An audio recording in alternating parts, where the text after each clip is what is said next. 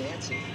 I'm speaking with Linda Cruz, an international humanitarian aid worker, founder of People Change Academy, and author of Operating NBC Events. We're not going to have time to talk about your 16 countries, the 3 continents, your 12 years.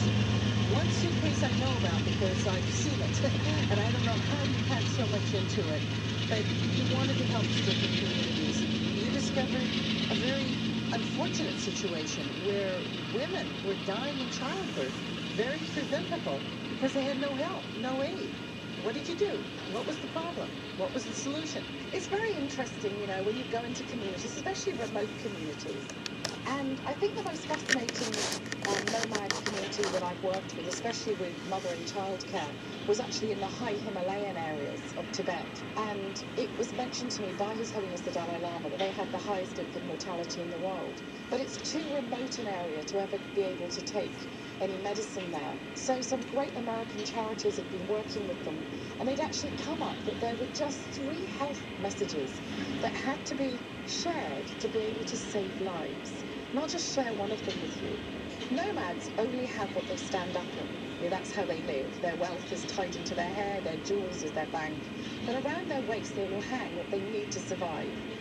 And they would have one knife, they'll have one matchbox, and this one knife they use for many reasons. They use to cut the yak meat, but equally they use it to cut the umbilical cord. So many babies were dying purely for this reason. So all the research that we found around this, we then started to bring in doctors and nurses and midwives to share that this knife had to be kept sterile and clean. But it's very necessary for us not to impose our Western standards on a community unless you bring it in to the indigenous beliefs. So this was done through the monks. The monks knew that this was an important cause, so they actually blessed the knife. They then wrapped it in a special kata, a special silk white scarf, and explained to the mother and father that this knife was not to be used to cut the meat until it was used to cut the umbilical cord.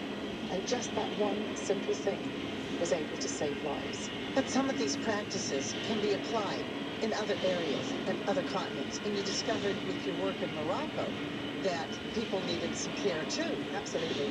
And I did a lovely project with Sir Richard Branson in Virgin in the high Atlas Mountains in Morocco. I was there to actually look at all sorts of areas, health and education, but a lot of it was mountain rescue. So for me there, it was empowering the nurses and doctors there. But in fact, the area I was working, there wasn't a doctor. There was just a very, very lowly nurse. But these unsung heroes I meet, again, they are so desperate for knowledge and for care. Whenever we brought in to teach him, we brought in volunteers and paramedics to teach him new skills, to bring new bits of equipment.